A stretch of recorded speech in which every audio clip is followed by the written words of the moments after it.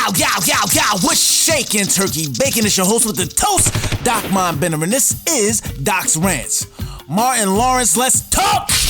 Now, before we even get started, this is a topic that I've been researching for quite some time. Yes, your boy is over here doing a little bit of investigative journalism about the mystery surrounding the Martin theme song. The internet is bugged out, like, it helps when you're trying to find out some information, but sometimes it's too much. Information overload. And I'm doing this also to find out if anybody out there got information about the truth of this matter, because I'm not 100% at the truth yet. We all know about the iconic classic 90s sitcom Martin. And if you don't, Martin is an American television sitcom that aired for 5 seasons on Fox from August 27th, 1992 to May 1st, 1997, golden era. The show starred comedian and namesake Martin Lawrence as the star character. Lawrence also played several other characters. You had King Beef, Jerome, Roscoe, Mama Payne, Dragonfly Jones, Shanae, Mr. Otis. He was a genius. He wasn't quite on Eddie Murphy level with the characters, in my opinion, just with the characters. But Martin's comedic timing and pure funniness, pound for pound, might be unmatched. Martin was one of Fox's highest rated shows during the sitcom's run. And we talking about the golden era, like I said. This is the golden era in black comedy. I feel like there was a plateau of funny from the early 90s to the early 2000s. That's just my opinion.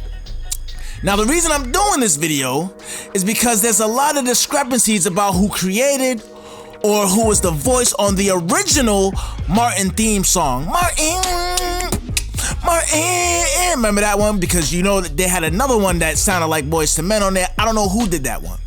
But I feel like all producers, artists, vessels of the culture should get their credit where their credit is due. Especially hip-hop royalty. Kid Capri, you not getting away with that, bro. Give niggas they flowers. Now, they just had a Martin reunion. And during this Martin reunion, Martin Lawrence was talking to Affion Crockett. Affion says, a lot of people don't know that Kid Capri did the beat and the voice on the original theme song. Tisha Campbell jumps in, cuts him off, and confirms that's right in front of these niggas. She confirms that, yes, a lot of people didn't know it was Kid Capri. Martin cuts her off and says, well, actually, it was Carl Payne, the guy who plays Cole's voice, that did it. Like, really, it was Cole. Now, when you look and you see the look on Carl Payne's face, it's a look of, okay, I don't know where this is going. I don't know what this dude is talking about. But if this is the story that we're sticking to, then I guess it is what it is. So, I saw this first. It just was weird. His reaction was weird. Then I heard Kid Capri say what he had to say. Somebody is lying, bro.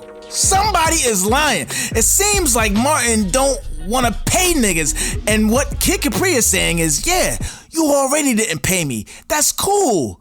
But don't sit up here lying, saying somebody else did it. If niggas was legally gonna come after you, it would have already been done by now. This is the vibe that I'm getting.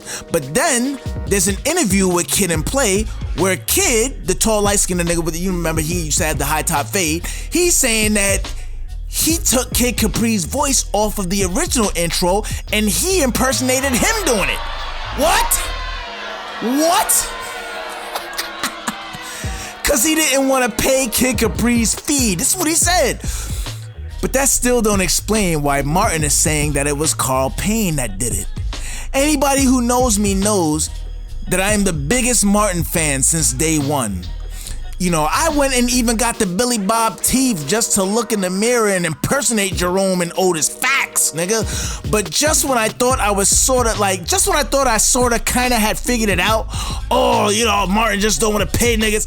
How dare you do a New York hip-hop legend grimy like that, blah, blah, blah, blah, blah. This is how I was feeling. I Googled who made that intro. Some whole different niggas, bro. Like nobody knows who they are.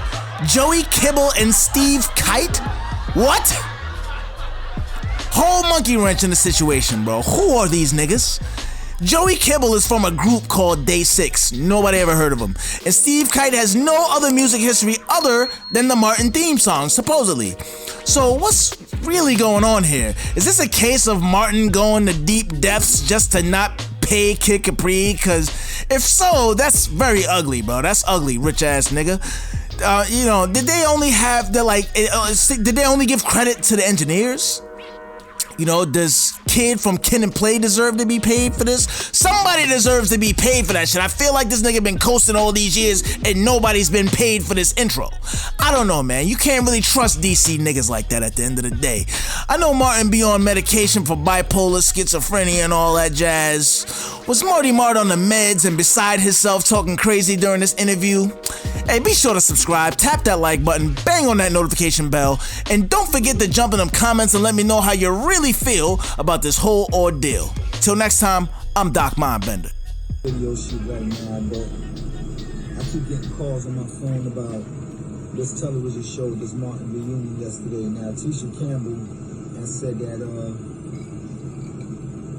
Cole was the one that did the Martin on the show, which she was corrected, and she called me and she apologized. She was misled just like a lot of people were, even though everybody know that's me. But now, Martin, you go on your show on your reunion and say that Cole was the one when you know for sure that's not the truth. Like, really? That's how we going? Alright. I don't make big deals out of things, man. Many people I did stuff for didn't ask for nothing because I want to see people win. But I ain't nobody's fool. Nobody gonna take advantage of me like I'm dumb and then get on a national television show and lie like that. Me and you, we blew up on Def Comedy Jam together. Yes, you went sky high with your career. You know what I'm saying? But in my realm of what I did and what I do, I went sky high in my realm.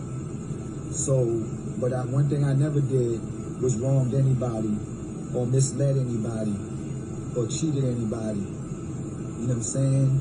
If somebody did something for me, I made sure they was repaid. And for you to get on a national television show and say that when you know it's not the truth, that's a problem with me. And I ain't got your phone number. I'm sure you don't answer your DMs. So this is my only way of getting the message to you.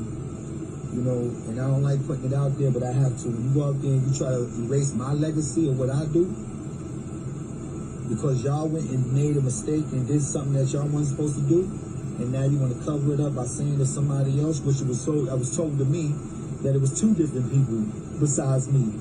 So which one is it? You know what I'm saying? Listen, man, you did well in your career, man, but don't try to take mine from me, man. I don't appreciate that. And I have a problem with it.